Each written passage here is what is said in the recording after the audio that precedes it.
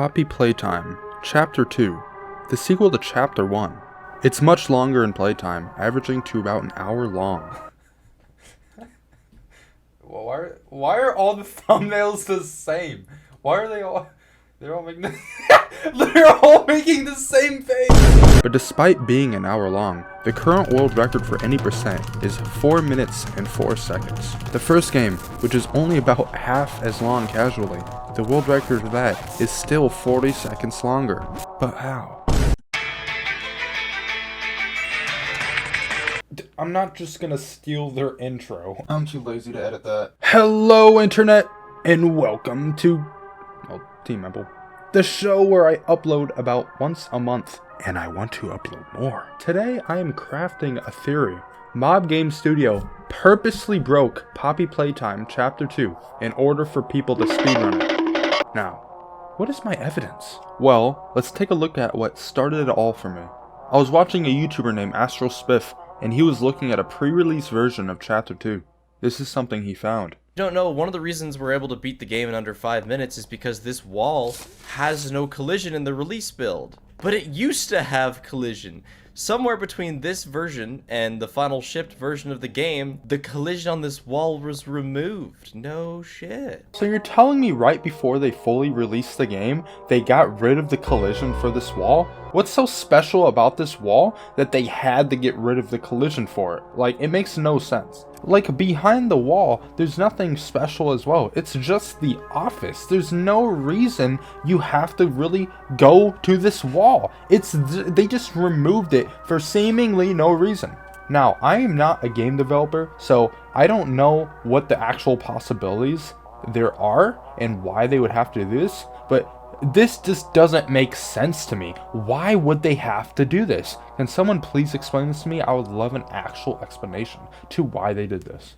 I'm gonna be honest, I don't know what music to use, so enjoy this lo-fi hip-hop. Let's talk about the RNG aspects in the first two games. The first game had almost no RNG, except for one part where you had to collect 4 different batteries. 3 of the batteries have various different spots in the room, and for speedrunners, this was a big deal until they were able to find a way to skip the battery part.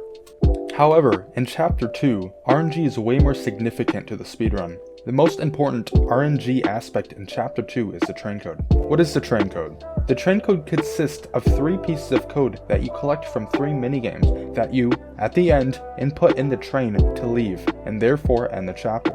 The first piece of the train code are images of characters. The second has 4 different colors, and the final are 4 different numbers.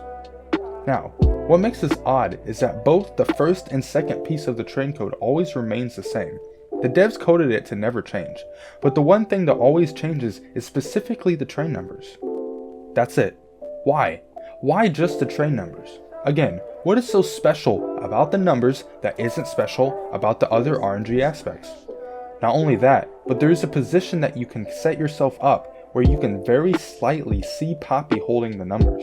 Her model is always there, just barely out of the player's sight, unless you are in this position. To me it seemed like they intended this for the speedrun so people had RNG to deal with, but not too much RNG. Grab your tinfoil hats, cause the next one may seem far-fetched. I was watching speedruns of Chapter 2, and at the puzzle right before Pogo Pillar's minigame, they're able to solve the puzzle very easily by a quick trick. Here's Astral Spiff doing it. You see these poles down here? Fuck them poles. You just grab the handle. You go across the bed. And huzzah. Seriously? How did the devs miss this? They designed such a complex puzzle just so it could be solved by walking across this ledge? What's the point of the ledge? There's no reason for it to be there. And don't say realism either. If this is how you generate power in your industry, then the architects should be fired. The last piece of evidence is the green hand glitch.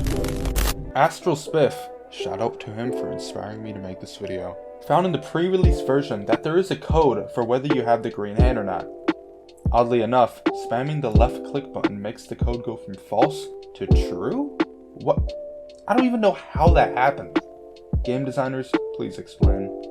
This basically gives you the green hand early rather than later in the game, and helps you open the train immediately to enter the code and beat the game. Now, there is a big hole in this theory. If you're gonna make a wall you can walk through that leads directly to the train with your newly obtained green hand, I feel like they'd strengthen the RNG, so you have to use the other strats that they've supposedly hidden, but who knows. These are either bugs overlooked by the devs, or sneaky devs wanting you to speedrun the game. But hey, that's just a theory. A game theory!